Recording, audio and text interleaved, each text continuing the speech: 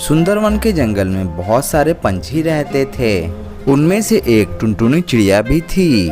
टुनटुनी चिड़िया गर्भवती थी और कभी भी अंडे दे सकती थी। टुनटुनी चिड़िया की एक छोटी सी बेटी थी, सुनहरी। वो बहुत ही ज्यादा छोटी थी। माँ, मुझे बहुत ज्यादा भूख लगी है, कुछ खाने के लिए दो ना। अरे सुनहरी, मुझे खाना लेने के लिए बाहर जाना पड़ेगा। तुम यहीं पर रहना और अपना ख्याल रखना, मैं जंगल से कुछ खाने के लिए लेकर आती हूँ। उसके बाद टुनटुनी चिड़िया अपनी बच्ची को घोंसले में छोड़कर अनाज लाने के लिए जंगल की ओर चली जाती है। तभी अचानक से बिजली कड़कने लगती है। अरे, लगता है कि बारिश होने वाली है। खाली हाथ गई तो अपनी बेटी सुनहरी को क्या खाने के लिए दूंगी।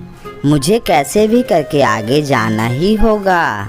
ऐसा कहने के बाद टुनटुनी चिड़िया आगे बढ़ती है और उसे एक भुट्टे की खेत दिखाई देती है। टुनटुनी चिड़िया उस खेत से भुट्टे तोड़ने लगती है।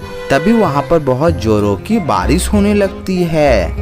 टुनटुनी चिड़िया उस बारिश में भीग रही थी। तभी अचानक उसके पेट में दर्द होता है।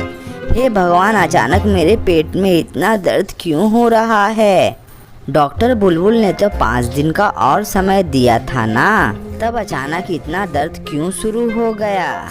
हे भगवान, अब मैं क्या करूं? टुनटुनी चिड़िया के पेट का दर्द देखते ही देखते बहुत ही ज्यादा बढ़ता जा रहा था और बारिश इतनी ज्यादा तेज हो रही थी कि वो बाहर भी नहीं रह सकती थी।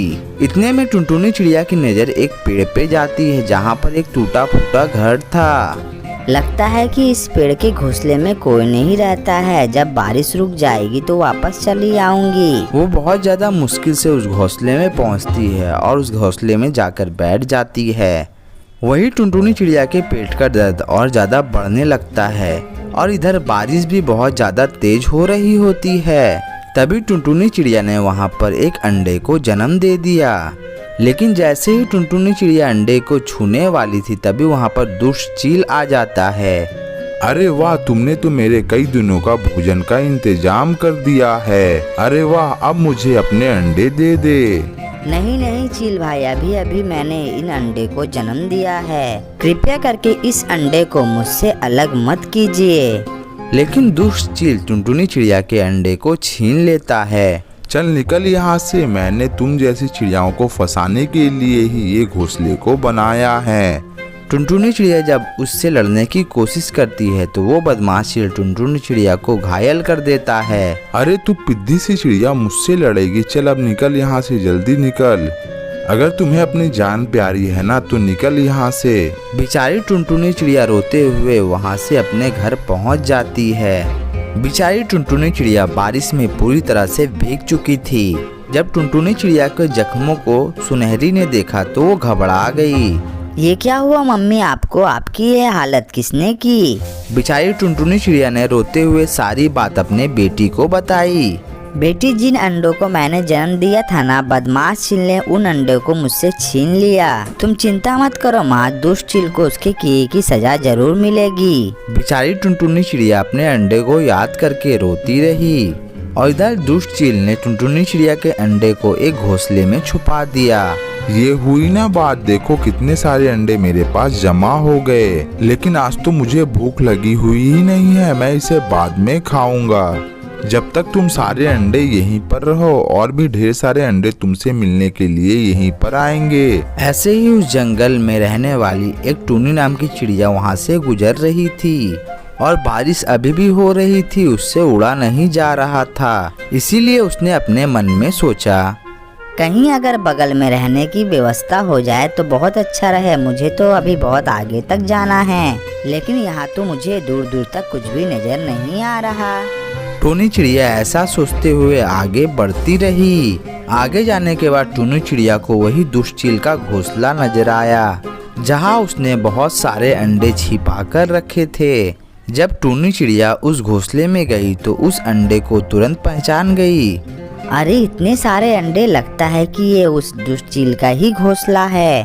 उस दुष्ट चील ने मेरे और टुनटुनी के अंडे को चुरा लिया था।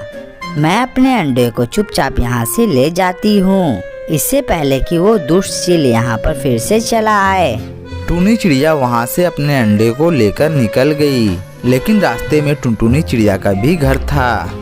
टूनी चिड़िया और टुनटुनी चिड़िया बहुत ही अच्छे दोस्त थी, इसलिए टूनी चिड़िया सबसे पहले टुनटुनी चिड़िया के पास गई।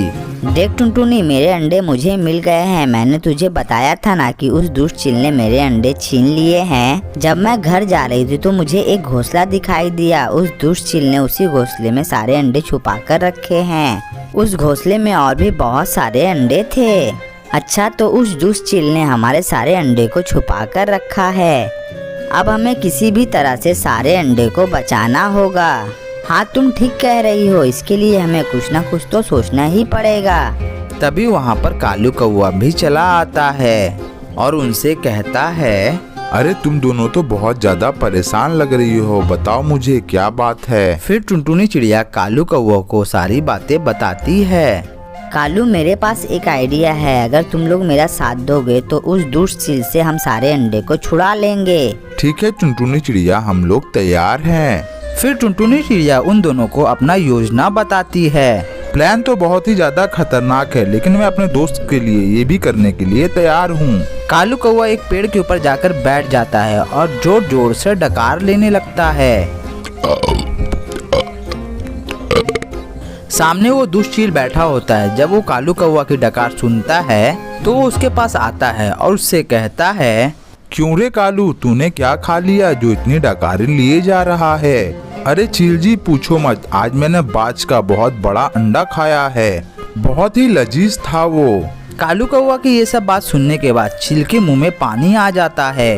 अरे वाह, बाज का अंडा, वो तो बहुत ही ज्यादा स्वादिष्ट होता है। और नहीं तो क्या, वो भी एक नहीं पूरे दो।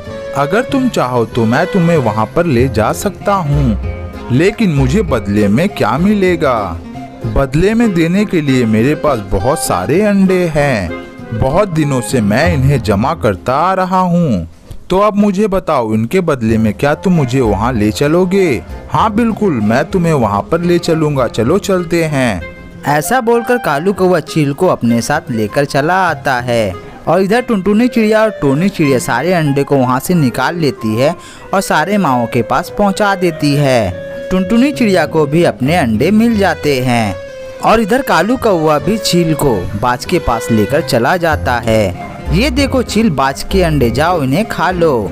ऐसा बोलकर कालू कौवा वहाँ से चला आता है। फिर चील उन अंडों को खाने के लिए जा ही रहा होता है, तभी वहाँ पर चील को पकड़ लिया जाता है। फिर चील को एक पिंजड़े में कैद कर दिया जाता है और ये सुंदर सी कहानी यहीं पर समाप्त हो जाती है।